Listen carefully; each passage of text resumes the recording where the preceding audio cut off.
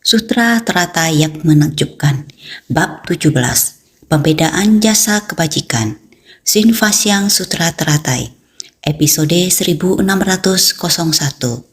Berterima kasih pada Triratna dengan menegakkan dharma dan memberi persembahan. Dalam Sangharama, kita dapat berdiam dengan tenang dalam pembinaan diri. Orang yang tahu berpuas diri akan hidup tenang dan bahagia selalu. Berpengertian membuat batin maha leluasa. Bertenggang rasa seluas alam semesta raya dengan hati lapang. Berterima kasih pada Triratna yang berdiam selamanya. Hendaknya menegakkan dharma dan memberi persembahan secara tulus dan hormat, guna membalas 4 budi luhur dari para guru dan orang tua. Semua orang harus bersungguh hati dalam menghayati. Di dalam kehidupan, kita dapat dengan tinggal bersama dengan tentram. Yang paling penting adalah dapat dengan tenang membina diri.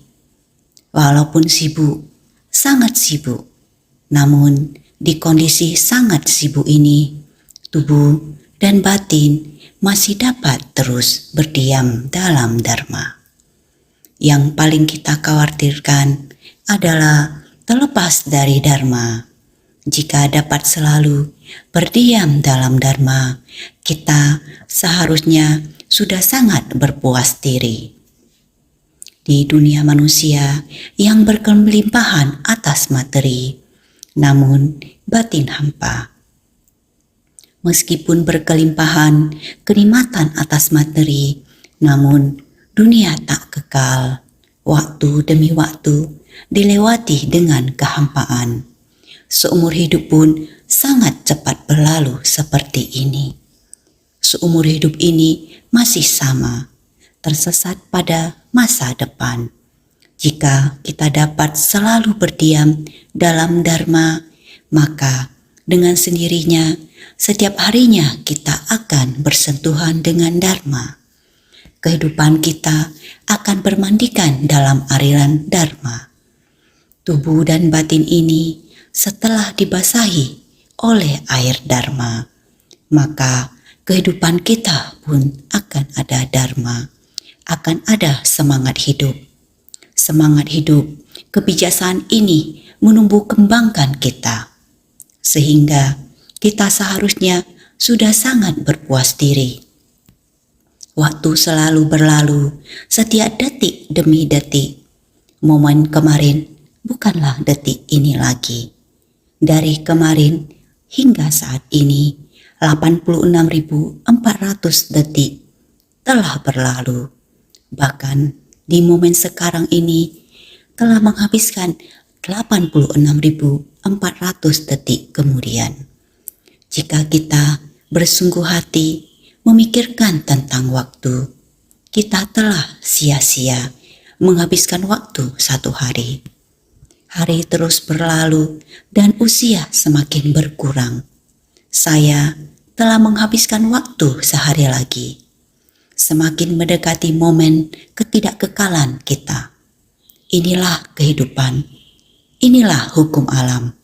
Hukum alam yang sangat alami. Kita telah datang ke dunia, memiliki jalinan jodoh yang begitu baik, dapat bertemu dengan Buddha Dharma dan dapat berdiam bersama. Bagaikan di lautan luas, terdapat seekor kura-kura buta yang berenang-renang di lautan luas. Tiba-tiba mengangkat kepalanya. Ada sebuah kayu lapu dengan lubang di tengahnya. Kura-kura kebetulan berada di tempat itu, lalu mengangkat kepalanya. Kepalanya dan lubang pada kayu lapu. Kebetulan kepalanya masuk ke dalam lubang pada kayu lapu. Hal yang begitu kebetulan. Lautan yang sangat luas, kayu besar itu hanya terdapat satu lubang yang lapuk. Kura-kura ini di lautan luas, membabi buta terus berenang hingga saat itu, mengangkat kepalanya dan kebetulan masuk atau ke dalam lubang. Betapa kebetulan kesempatan yang susah untuk dipeloreh. Kita pikirkan, para makhluk di 6 alam kehidupan ada berapa banyak? Para makhluk di 6 kehidupan ini ada begitu banyak. Kita sangat beruntung bisa terlahir sebagai manusia. Perbandingan antara manusia dan binatang adalah selisih yang sangat jauh. Melihat binatang, ada berapa banyak jutaan jenis binatang. Jumlah setiap jenis binatang, terutama binatang yang dipelihara, setiap hari mau supply keluar, masuk ke dalam nafsu mulut manusia. Kamu lihat, satu hari jumlahnya di atas ratusan jutaan. Begini, masih ada jumlah kesediaan untuk memenuhi kebutuhan. Lihat jumlahnya, ada berapa manusia? Kelompok manusia bisa dihitung. Tahun 2018, seluruh dunia ada 70 miliar lebih penduduk. 70 miliar lebih, ada berapa orang yang percaya Dharma Buddha? Ada berapa banyak orang untuk berkeyakinan benar? Umat Buddhis yang berkeyakinan benar. Ada berapa banyak orang yang bisa mendengarkan sutra? Orang yang bisa mendengarkan sutra setiap hari mendengar Dharma dalam kehidupan sehari-hari, mempraktikkan dalam kehidupan. Bertemu masalah, bisa menerapkan Dharma. Demikian, menghabiskan setiap hari seperti ini. Tidak peduli apakah mendengarkan Dharma, kehidupan sehari-hari, bertemu masalah, bisa menyelesaikan sesuai prinsip kebenaran. Semuanya ada, berada dalam 6 alam kehidupan di alam setan. Jalan Bodhisattva datang dan kembali. Hari demi hari, pikirkan, ini adalah mempraktikkan dalam tindakan nyata. Jalan yang ditapaki demikian, di dalam setiap detik demikian. Demikian melewati hari sangat beruntung. Jadi, dalam Sangharama kita dapat berdiam dengan tenang dalam pembinaan diri. Berkumpul dalam sebuah hutan, dapat bermandi dalam aliran Dharma setiap hari. Berdiam dengan tenang dalam pembinaan diri. Meskipun tubuh sangat lelah, namun hati kita berdiam dalam Dharma. Kita seharusnya berpuas diri. Berpuas diri ini adalah kebahagiaan yang abadi dan stabil. Apakah batin masih ada kerisauan?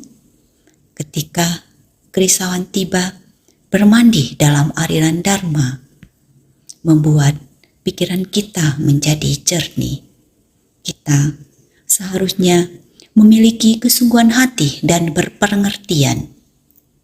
Kita harus berpuas diri dan berpengertian. Berpengertian membuat batin maha leluasa. Meskipun hidup di tengah kerumunan, kerumunan itu datang dan pergi. Semua memiliki guru yang sama dan berada di jalan yang sama dan merupakan mitra bajik. Kita semua memiliki guru yang sama. Kita merupakan mitra bajik di jalan yang sama. Oleh karena itu, dalam berinteraksi dengan sesama manusia, apakah kita memperoleh leluasa? Jadi, berhubung setiap orang telah membina diri.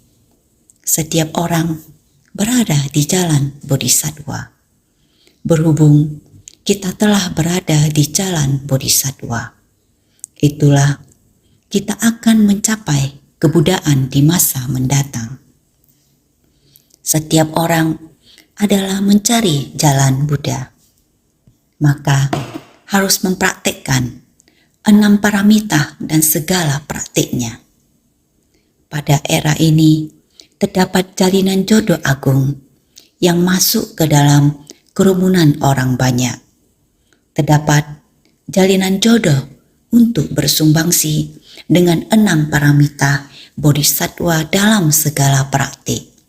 Maka setiap orang berada di jalan yang sama.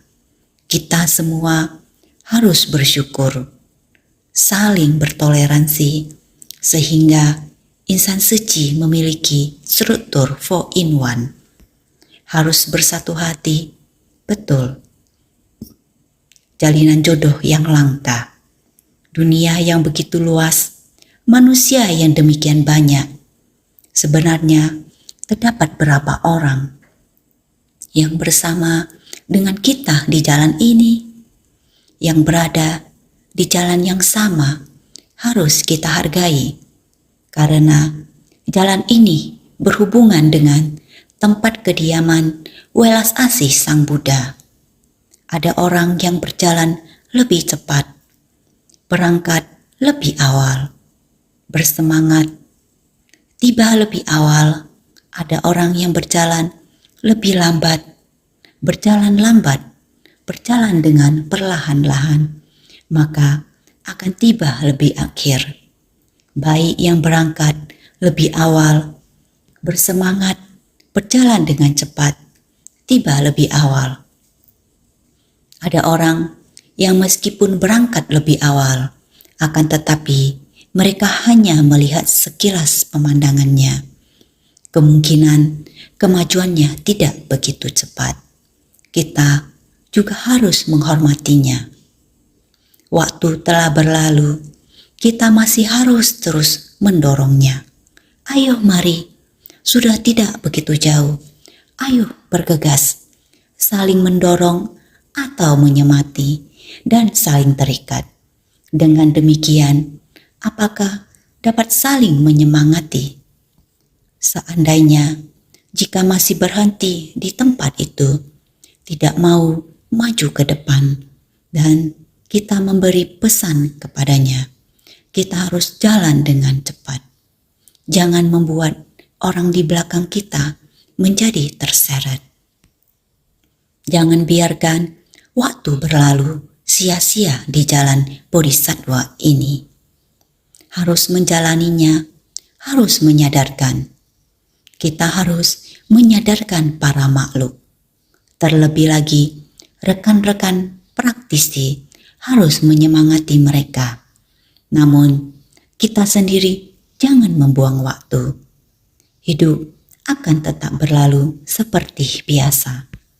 Ini juga adalah mengapa ada yang berbuat demi kebajikan diri sendiri.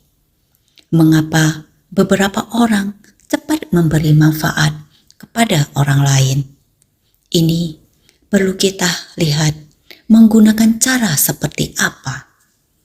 Memberi manfaat kepada diri sendiri. Memberi manfaat kepada orang lain. Khawatir atas pelatihan diri kita sendiri. Juga khawatir atas pelatihan diri orang lain. Menggunakan waktu seperti ini. Waktu yang tidak bertambah ataupun berkurang. Kita harus bagaimana giat bersemangat. Jadi, kita mesti memusatkan perhatian dan menyatukan kehendak. Terhadap orang-orang, kita harus berpengertian. Asalkan Anda bersumbangsi. Bersumbangsi juga tidak memerlukan waktu yang lama untuk berpikir di situ. Berpikir, saya demikian dan Anda demikian. Saya memberitahu Anda dan Anda bersikap seperti ini. Saya menyuruh Anda seperti ini. Anda masih tidak jalan.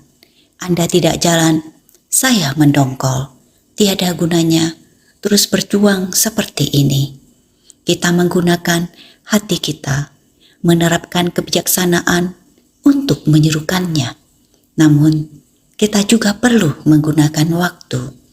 Mulai dari waktu yang sama, kita juga bisa melakukan banyak hal. dengan bersungguh hati, menasehati, menggunakan tindakan untuk mempengaruhi, menggunakan kebijaksanaan untuk membimbing dan mengajar mereka, bukan disia-siakan di tempat tersebut, berselisih mengenai benar dan salah dengan mereka. Ini disebut berpengertian. Jangan berselisih antar sesama. Kita masih memiliki hati. Kita akan menggunakan kebijaksanaan untuk memecut, menasehati, menggunakan tindakan untuk menggandeng dan menariknya, menggunakan kebijaksanaan untuk memecut mereka, menggunakan berbagai macam metode. Asalkan Anda menggunakan hati yang berpengertian, membimbing orang masih bisa membuat batin maha leluasa. Jangan malah terpengaruh olehnya. Ini adalah maha kebijaksanaan membimbing para makhluk, sehingga berpengertian membuat batin maha leluasa, bertenggang rasa seluas alam semesta raya dengan hati lapang. Asalkan kita tahu untuk berpengertian, dengan sendirinya hati kita akan sangat lapang dan luas, memiliki kelapangan dada seluas jagat raya, hingga dapat merangkul seluruh alam semesta. Kapasitas batinia adalah luas dan tidak bertepi.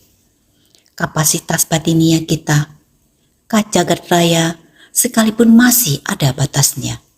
Namun, ikrarku luas tiada terhingga. Bukankah semua orang selalu membangkitkan tekad?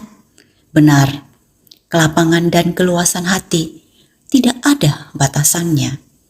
Kita harus sangat bersungguh hati untuk bertenggang rasa terhadap urusan duniawi. Kita harus tahu bahwa di dunia ini, saat ini, di mana-mana seluruhnya adalah energi keruh yang sangat berat. Sang Buddha mengajarkan ajaran Bodhisattva adalah demi untuk masa dunia jahat yang dipenuhi dengan kekeruhan. Bodhisattva harus berada di dunia. 2500 tahun lalu, dunia jahat dengan kekeruhan yang disebutkan oleh Sang Buddha. Bodhisattva muncul di dunia harus mencarinya di mana, karena tidak tahu harus cari di mana. Maka kita yang lakukan saja, mempraktikkan dalam tindakan nyata. Jadi, kita ingin mempraktikkan jalan Bodhisattva. Kita harus bertoleransi dan berlapang dada. Dengan sendirinya, kita akan bertoleransi dan memberi pengertian terhadap segala sesuatu di dunia, baik orang, permasalahan, materi, para makhluk, dan lain-lain. Hati Buddha berisi sutra teratai Dharma yang menakjubkan. Sutra teratai Dharma yang menakjubkan mencakup semua hal besar di dunia. Bagaimana kita dapat menyelamatkan dan membimbing para makhluk. Dharma sama seperti air murni. Ada berbagai metode, asalkan kita bersungguh hati. Kita dapat menerapkan berbagai macam air Dharma untuk mensucikan hati manusia. Air Dharma diperoleh dari sumbernya. Di mana sumbernya? Setiap orang memiliki stupa puncak burung nasar. Setiap orang memilikinya. Namun, apakah stupa puncak burung nasar kita sudah muncul? Apakah sifat hakiki tata kita sudah muncul? Stupa puncak burung nasar tingginya 500 yojana. Agar stupa ini muncul dalam batin kita, bayangkan batin kita harus berapa besar? Seluas langit dan bumi. Kita berada di tempat ini, puncak burung nasar, India kuno, yang terletak di Nepal saat ini, yang mana merupakan tempat pelatihan Buddha. tempat pelatihan batin Buddha adalah tempat di mana kita saat ini sedang membina diri dengan giat dan bersemangat. Oleh karena itu, kita harus belajar bagaimana untuk membuka luas hati kita. Dengan hati yang terbuka dan dengan memiliki hati yang seperti itu, kita baru dapat menampung stupa puncak Gunung Nasar. Hanya saat itulah sumber daya Dharma dapat terwujud di dalam hati kita. Karena itu, kita harus giat bersemangat, harus menjunjung tinggi sutra ini dan jiwa kebijaksanaan Buddha, sehingga kita dapat bertenggang rasa seluas alam semesta raya dengan hati lapang. Kita harus memperluas hati kita. Oleh karena itu, berterima kasih pada Triratna yang berdiam selamanya. Kita harus lebih bersyukur. Bagaimana cara memperluas hati kita untuk merangkul seluruh dunia. Dan di dalam hati membangun sebuah stupa puncak Burung Nasar. Setiap orang pada dasarnya memiliki stupa puncak Burung Nasar. Kapan Tathagata Prabu Taratna dapat muncul? Dalam bab kemunculan stupa mustika, Buddha Prabu Taratna muncul dengan sendirinya. Ini adalah ikrar Buddha Prabu Taratna, di mana pun sutra teratai dibabarkan. Saya dan stupa mustika akan muncul secara bersamaan. Jadi, dengan kata lain, selama di dalam batin kita memiliki sutra teratai, stupa mustika, kita akan muncul. Oleh karena itu, hati harus terbuka luas dan hati kita harus merangkul seluruh alam semesta sehingga kita dapat bertenggang rasa seluas alam semesta raya dengan hati lapang. Berterima kasih pada Triratna yang berdiam selamanya.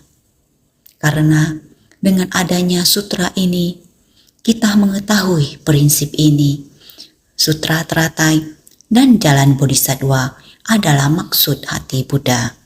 Dan beliau datang untuk mengajari kita jalan Bodhisattva.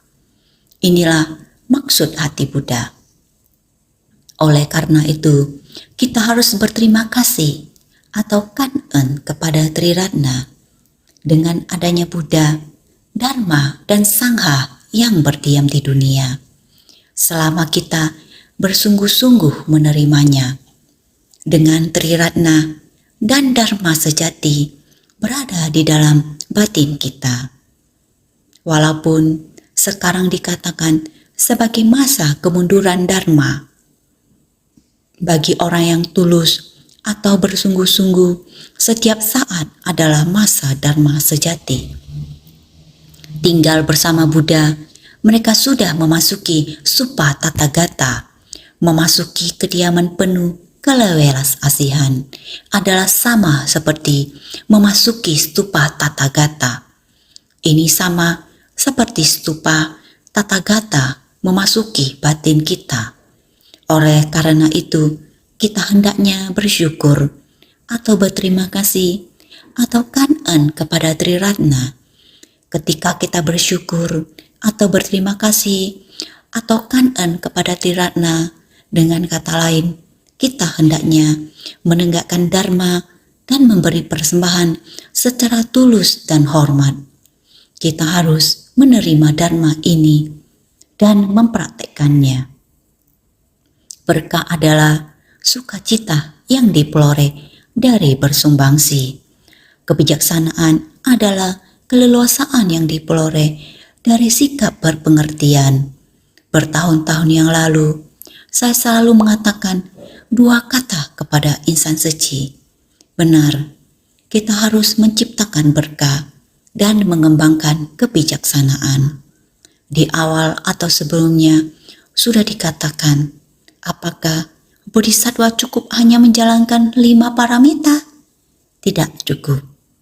5 paramita adalah berdana, kedisiplinan, kesabaran, upaya bersemangat, dan meditasi atau samadhi. Ini semua harus kita kembangkan.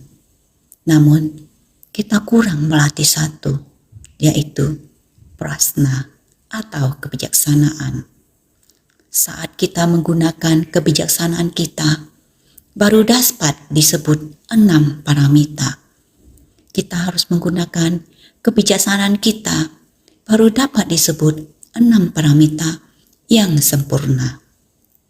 Inilah mengapa kita tidak bisa kekurangan sutra teratai.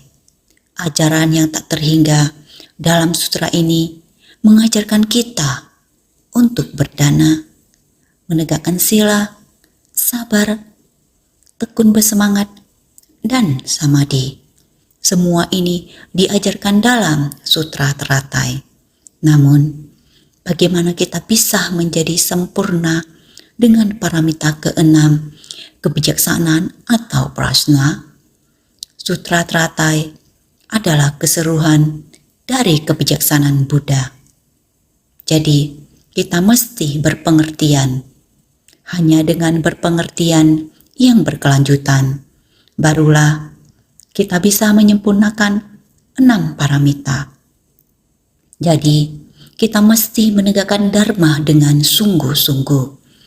Hendaknya menegakkan dharma secara tulus dan hormat. Kita hendaknya tulus memberikan persembahan lewat praktik. Dengan persembahan yang tulus, kita membalas 4 budi luhur dari para guru dan orang tua. Karena orang tualah yang memberikan tubuh ini kepada kita. Dan karena guru yang mengajari kita untuk memahami prinsip kebenaran, sehingga kita bisa mengembangkan jiwa kebijaksanaan. Kehidupan yang diberikan oleh orang tua kita, jiwa kebijaksanaan yang diberikan oleh guru kita, membuat mereka layak untuk menerima penghormatan kita. Jadi, kita mesti membalas budi luhur pada guru dan orang tua kita. Guru adalah 3 mustika, ajaran yang diteruskan kepada kita untuk membantu kita dalam mengembangkan jiwa kebijaksanaan. Orang tua adalah ayah dan ibu kita yang memberikan kita kehidupan. Dikarenakan perpaduan sebab dan kondisi, kita mesti mengandalkan orang lain untuk bisa hidup di dunia. Bila jiwa kehidupan kita hendak berkembang, maka kita mesti senantiasa masuk ke tengah orang banyak. Jadi, segala makhluk hidup, bukan hanya manusia, tetapi juga hewan, ada banyak sekali fenomena dunia untuk kita menghayatinya dan menyadarinya. Oleh karena itu, kita harus membalas kebaikan semua makhluk. Selain membalas kebaikan guru, orang tua, dan senior kita, kita juga harus membalas kebaikan para makhluk, juga semua makhluk di dunia. Hidup kita tergantung pada kesehatan kita. Kita harus memiliki udara yang segar dan tempat tinggal yang aman. Juga harus ada makanan dan alat-alat untuk kehidupan sehari-hari.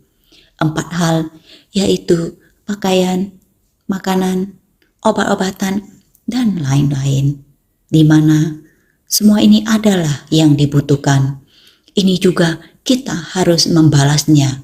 Ini adalah segala sesuatu yang disediakan oleh seluruh masyarakat kita. Karena tanpa adanya industri dan perdagangan, maka sumber dari barang-barang ini tidak ada. Tanpa adanya pertanian, maka tidak ada biji-bijian dan lain-lain.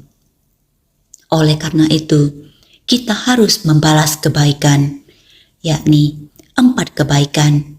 Ini semua ada dalam kehidupan kita sehari-hari.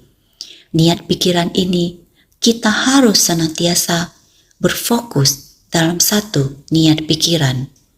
Kita harus senantiasa dalam keyakinan dan pemahaman. Demikian, jika kita dapat bersyukur dan menghargai Dharma, kita baru bisa menghormati Dharma. Tentang berbagai bentuk kasih, anugerah di dunia ini, baru kita dapat mendedikasikan tubuh dan batin kita untuk bersumbangsi. Ini sangat penting untuk pelatihan diri kita. Tiada seorang pun yang dapat kekurangan ini. Maka kita harus bersungguh hati. Setinggi 8 pohon tala, tinggi, luas, betapa rapi dan indah. Sebanyak ratusan ribu biksu berdiam di dalamnya. Hutan kecil, kolam mandi, jalan kecil, gua meditasi, pakaian, makanan dan minuman, perlengkapan tidur, obat-obatan, dan segala macam alat musik memenuhi dalamnya, atau Sutra Teratai bab 17 tentang pembedaan jasa kebajikan. Lihatlah, ada sangat banyak, ada hutan, ada lingkungannya, ada pepohonan, taman dan kolam. Tempat ini memiliki segala sesuatu, juga memiliki kebutuhan hidup, seperti pakaian, selimut dan makanan, semuanya ada. Obat-obatan juga ada. Namun, ini adalah yang berwujud. Bagaimana dengan yang tidak berwujud? Kita harus senantiasa mengingat ini.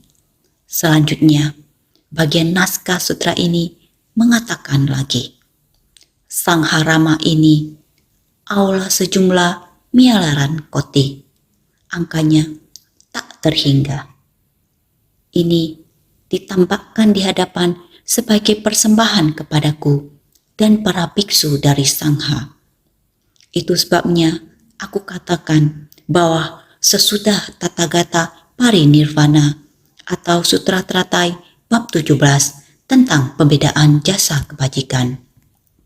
Sebelumnya telah dibahas segala sesuatu yang ada pada kehidupan sangatlah lengkap, mendirikan dan lain-lain. Berapa banyak barang yang memiliki bentuk yang dapat kita lihat.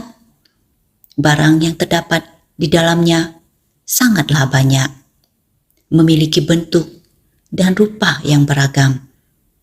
Sejumlah miliaran koti, terutama pada pemandangan tersebut, terdapat banyak benda yang tidak diberi nama dengan jelas. Angkanya tak terkira, tidak mampu dihitung dengan angka. Sehingga ini ditampakkan di hadapan sebagai persembahan kepadaku dan para biksu dari Sangha. Buddha berkata demikian, pria berbudi dan wanita berbudi dengan segenap upaya dan tenaga memberi persembahan kepada Buddha dan Sangha.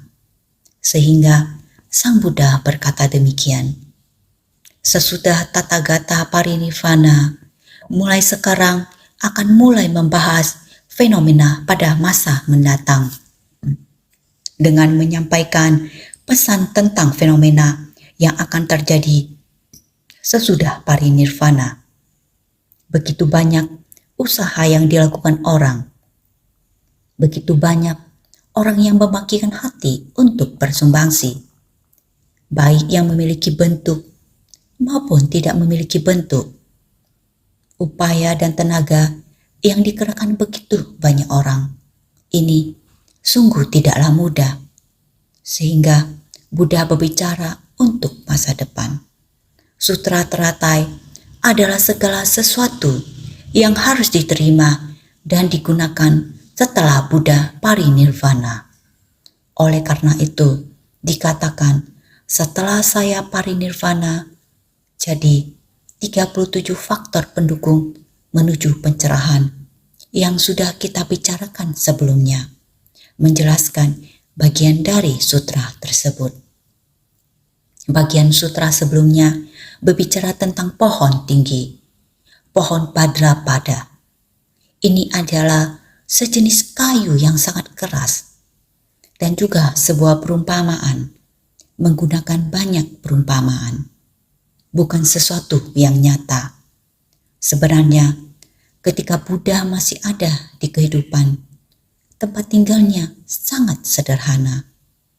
Asalkan di tempat tersebut ada hutan, mereka hanya membangun dengan sederhana. Sudah bisa hidup, bukan bangunan yang megah. Pada awalnya, kehidupan Buddha sangat sederhana, dan semua pemandangan ini hanyalah perumpamaan. Sangharama ini, aula sejumlah miliaran koti, angkanya tak terkira. 37 faktor pendukung menuju pencerahan diumpamakan dengan pepohonan, pemandangan, hutan kecil, aula dan pavilion. Bila pikiran sejati, murni, terang dan menakjubkan, dalam sebersih pikiran akan dapat menembus tanpa rintangan pada alam hampa sejumlah miliaran koti, angka yang tak terkira. Maka 37 faktor pendukung menuju pencerahan, yaitu diumpamakan dengan pepohonan, pemandangan, hutan kecil, aula, dan pavilion. Semua ini adalah hal-hal yang terlihat dan berwujud. Bukanlah tempat sebenarnya di mana Buddha tinggal. Pada zaman Buddha, semuanya dibangun dengan sangat sederhana. Selama ada tempat, mereka bisa berkumpul dengan mudah. Meskipun Anathapindika membangun vihara, kita bisa membayangkan seperti apa bentuk bangunan pada masa itu, sehingga aman untuk dihuni. Ini adalah wujud niat baik dari Anathapindika, dan di mana-mana keadaannya seperti ini.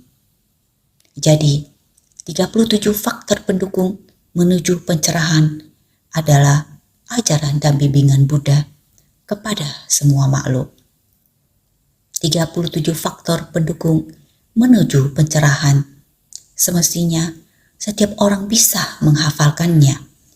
34, 25, 78, 34. 4 landasan perenungan, 4 usaha benar, 4 landasan kekuatan batin, 25, 5 akal spiritual, dan 5 kekuatan, 7 faktor pencerahan, 8 ruas jalan mulia, dan lain-lain. Ini semua sudah dapat melafalkannya dengan lancar. Bukan untuk kita lafalkan, bukan untuk kita hafalkan. Menghafal dan menghafalkan hanya merupakan ingatan. Adalah ingin kita praktik nyata. Apa yang dinamakan 4 landasan perenungan? Apa yang dinamakan landasan kekuatan batin? Apa yang dinamakan 4 usaha benar? Kita harus giat berlatih apa? Semua orang harus sering mengingat.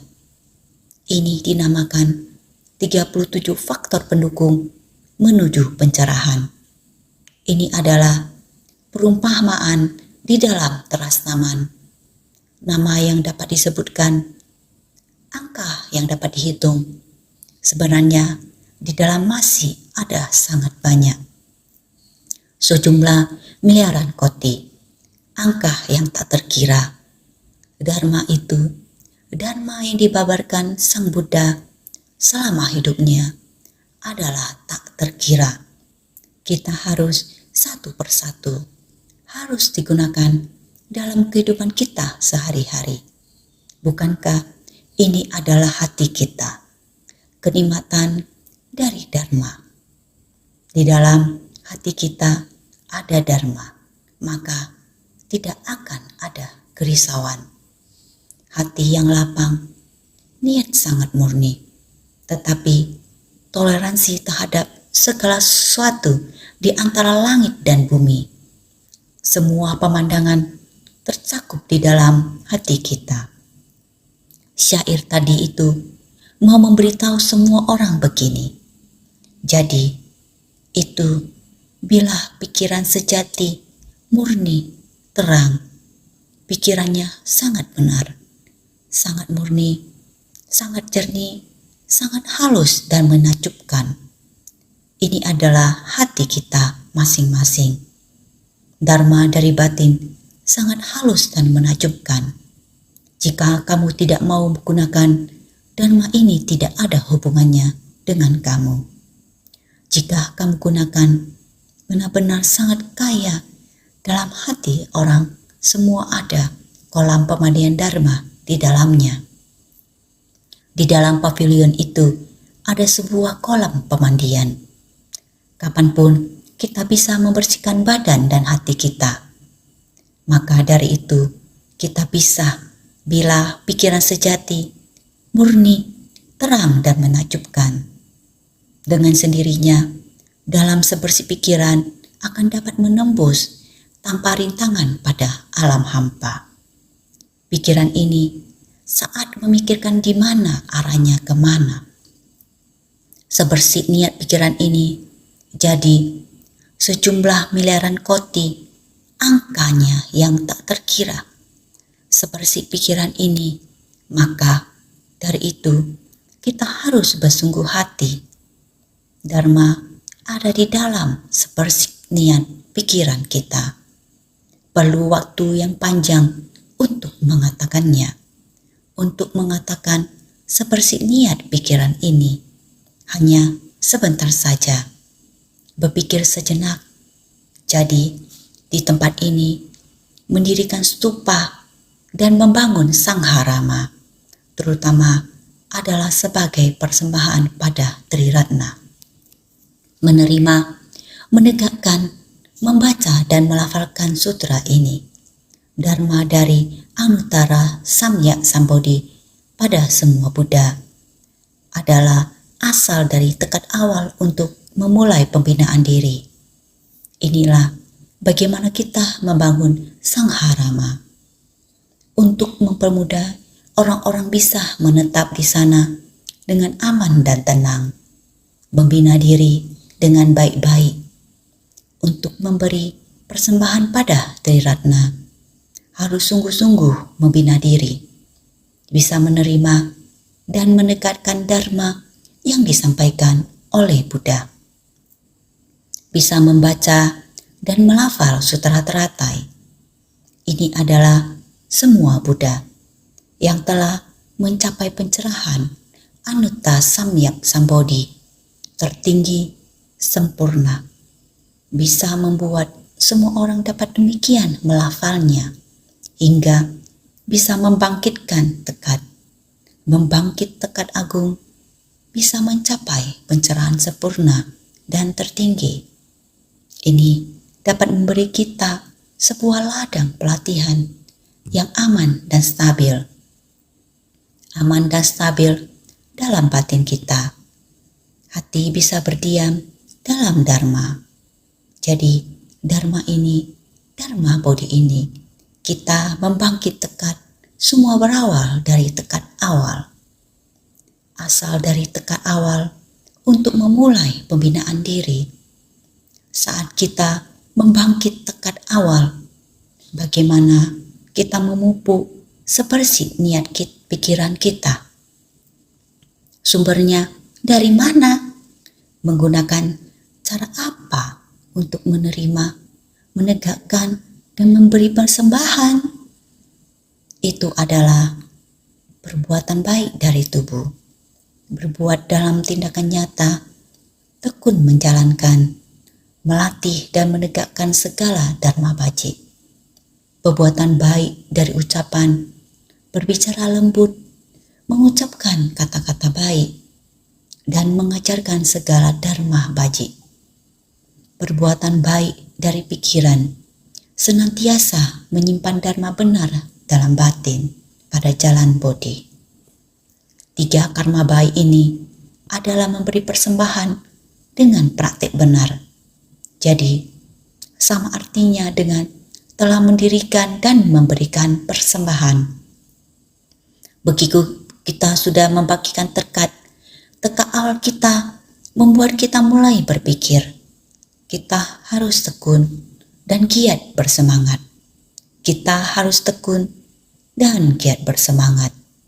Tapi hanya berpikir tentang tekun dan giat bersemangat saja. Kita harus mulai mempraktikkan dalam tindakan nyata. Demikian baru disebut tekun dan giat bersemangat. Kita harus berbuat dalam tindakan nyata. Jika tidak, kita hanya akan duduk di sana dan berbicara. Duduk saja di sana dan mengatakan bahwa kita harus tekun dan giat bersemangat, atau akan diam di tempat tanpa bergerak. Prinsip yang sama, perbuatan baik dari tubuh harus muncul dari berbuat dalam tindakan nyata, tekun menjalankan, melatih, dan menegakkan segala dharma baji.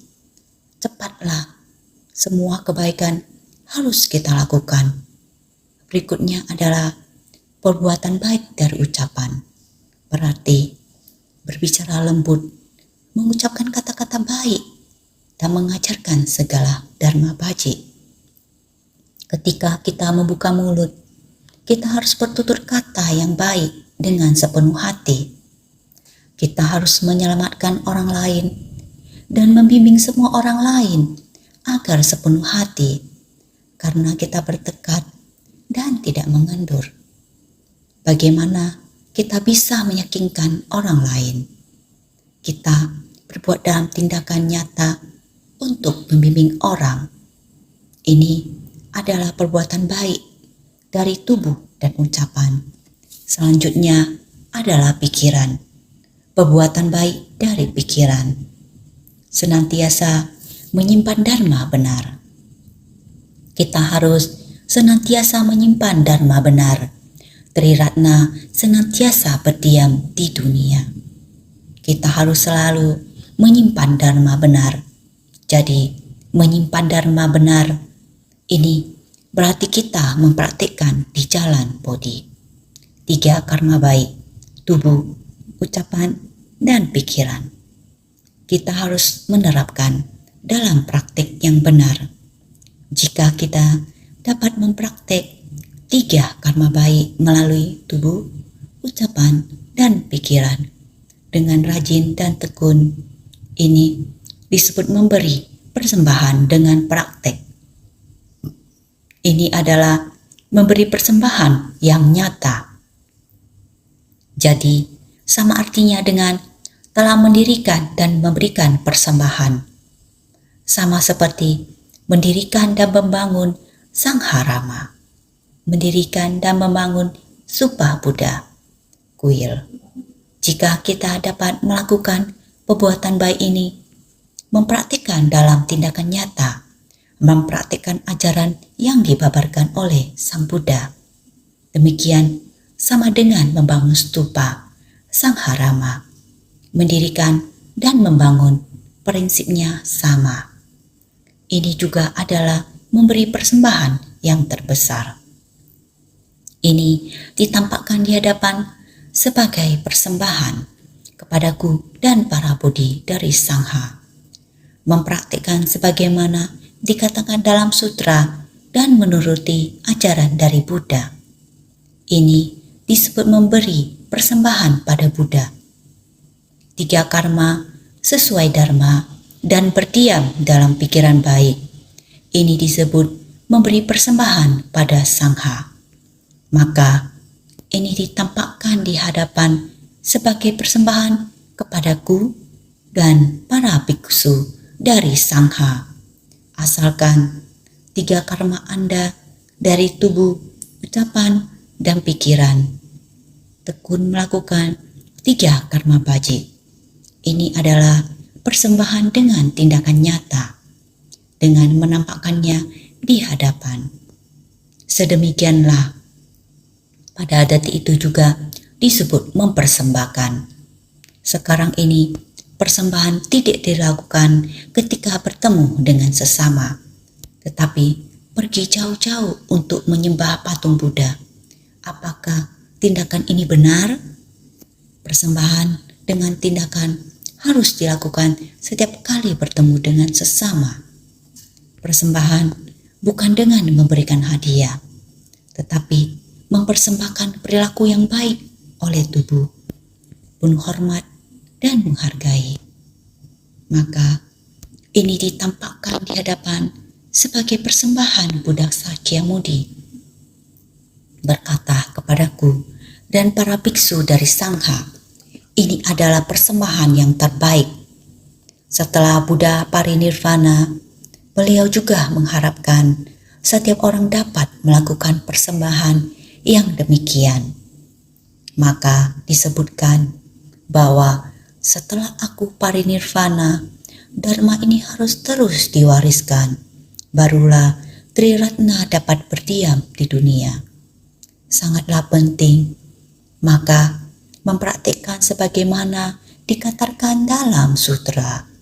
Apa yang dikatakan di dalam kitab sutra, kita menuruti ajaran yang terdapat dalam kitab sutra dan mempraktikkan dengan tindakan nyata. Inilah yang disebut persembahan sejati. Jika kita dapat menuruti ajaran dari Buddha, ini disebut memberi persembahan pada Buddha, Dharma yang dibabarkan oleh Sang Buddha. Kita mempraktikkannya dengan tindakan nyata, termasuk 3 karma sesuai Dharma, yaitu tubuh, ucapan, dan pikiran. Kita harus sesuai Dharma, harus benar-benar sesuai Dharma. Bagaimana kita mendengarkan Dharma, bagaimana kita menerapkannya dalam kehidupan sehari-hari, bagaimana menyelaraskan permasalahan dengan Dharma. Ini sangat penting. Maka berdiam dalam pikiran baik, ini disebut memberi persembahan pada Sangha. Demikianlah dalam kehidupan sehari-hari, dengan perilaku yang benar, pikiran yang benar, ini adalah persembahan yang terbaik pada Sangha. Maka itu sebabnya aku katakan bahwa sesudah Tathagata parinirvana, dari itu sebabnya dan selanjutnya adalah menyimpulkan dan menunjukkan. Itu sebabnya Buddha mengatakan sesudah parinirvana, 2 patah kalimat setelah. Itu sebabnya aku katakan adalah mengulangi bahwa tidak perlu membangun sebagai kesimpulan maksud sebelumnya. Buddha berpesan pada semua orang setelah Buddha parinirvana, sehingga ini menandakan Buddha mengatakan setelah beliau moksa. Bagaimana pada masa itu? Jangan membuat lagi sangharama itu. Yang terpenting adalah persembahan dengan tindakan nyata. Ini mengatakan yang disampaikan di depan Dharma yang terpenting, yaitu penantian setiap orang. Singkat kata, harus ada tindakan nyata, praktik pada jalan bodhisattva. Kita harus praktik nyata, mendengar Dharma, sesuaikan dunia. Sekarang dunia dengan 5 kegeruhan. Zaman maraknya 5 kegeruhan. Sekarang yang diperlukan dunia adalah aliran jernih. Bagaimana kita supaya aliran jernih dari sumbernya, sumber dari ajaran Buddha, terus mengalir tanpa henti. Sumber dari Buddha, sumber ajaran adalah pikiran pertama setelah Buddha mencapai pencerahan.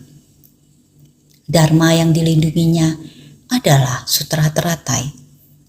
Sutra Teratai ini pikiran pertama Buddha sesudah mencapai pencerahan.